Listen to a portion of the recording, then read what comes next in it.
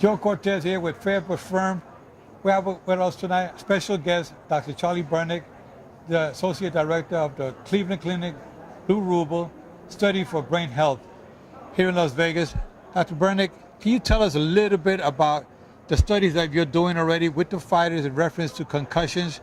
How can we better the sport, combat sport, and what studies have you found up to date?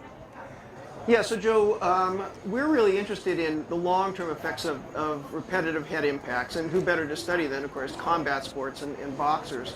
That's where actually some of the information about chronic traumatic encephalopathy, which is CT, was described. So we have a study where we're following 750 boxers and MMA fighters on a yearly basis, and we're doing testing of their brain, we're doing blood tests, genetics, we're looking at their habits to try to understand who's at risk of long-term consequences of head trauma, how we can recognize it early, and of course eventually how do we intervene? Is it through changing policies in the sport, training methods, is there medications? All these things are questions that we really want to answer.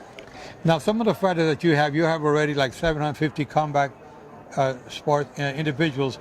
How the studies that you're doing with them, they've been going on for a number of years. How do you monitor the studies that you're doing? Yes. So each year the fighter comes in, they get an MRI scan of their brain.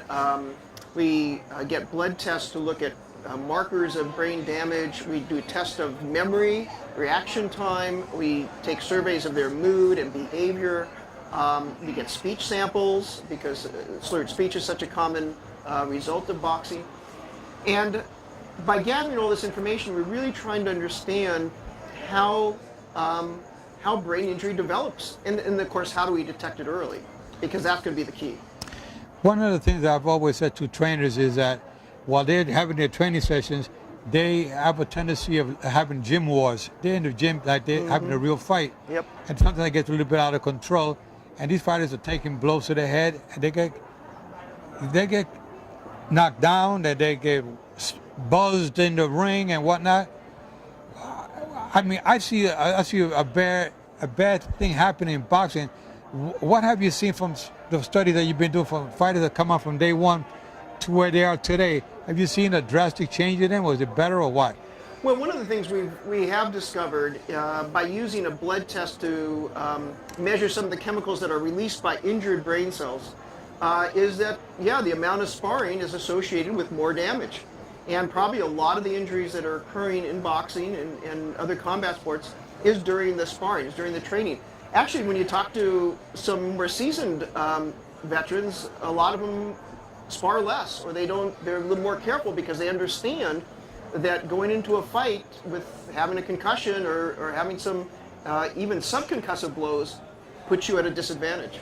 Yeah, and that's one of the things that we worry about. When I was refereeing, I told the referees, I'd rather see the referee stop a punch too soon than a punch too late during that particular fight. But sometimes some of these fighters already come into the ring damaged goods, either from a foreign country, they had received a knockout in the previous fight, and they might have just fought 2 weeks prior to coming to Las Vegas.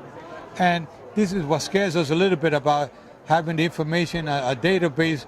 I like to see a universal database where every commissioner around the world, overnight, every commissioner around the world can get the results from these fighters. So this way, everybody's up to date.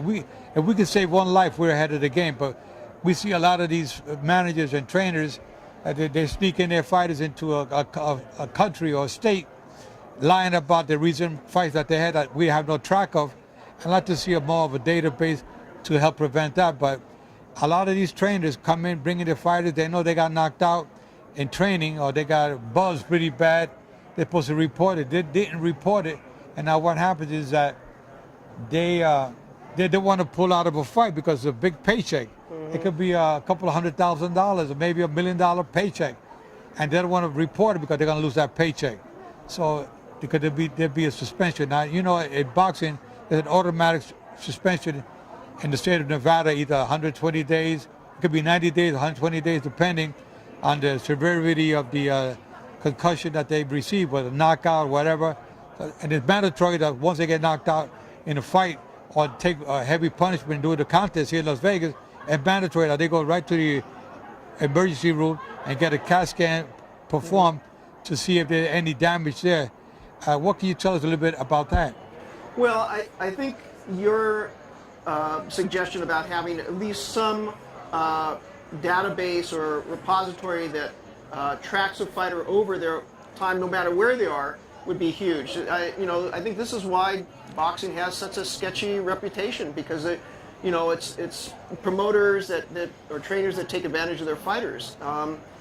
And so if there was some way from a regulatory standpoint to control that, of course, again, you'd add another layer of safety into the sport. So certainly we don't want fighters going in having had a recent concussion. We know it's easier for them to get knocked out. They can get more permanent damage. So I think this is a big issue, but it becomes a regulatory issue. It becomes a legal issue. Okay, now talking about legal, the UFC has had some issues most recently where they had to pay out monies to football players and ex-football players because of the concussions they received from playing football. And there's a lot of things going on with football, and they're saying about maybe banning football. There's so much negative stuff going out there because I just read something about this fellow, Adrian Hernandez, about that. They did a study on his brain after he committed suicide while he was incarcerated. Now the family is suing the UFC because of that. The NFL, I'm sorry, Right, the NFL because of that. What can you tell me about that? Football players. Well, anybody who is involved in a sport where you can get repetitive head impact, so whether it's NFL, soccer, you're a jockey, everybody, those people are at risk of long-term head trauma.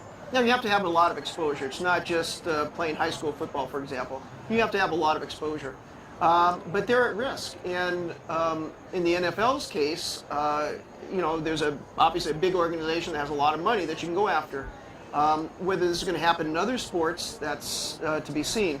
But I think from a societal standpoint, for what we should be doing is trying to make these sports as safe as possible. There's clearly good that you can get whether you're playing football or any of these, or boxing or MMA. There's a lot that you can get out of it that's really positive. So we don't want to take that away. But the real goal, and the goal of our study, is how do we make these sports safer? How can we prevent long-term damage? And that's the goal. Well, you heard it there from Dr. Charlie BERNICK, Joe Cortez with Fair But Firm. See you next week.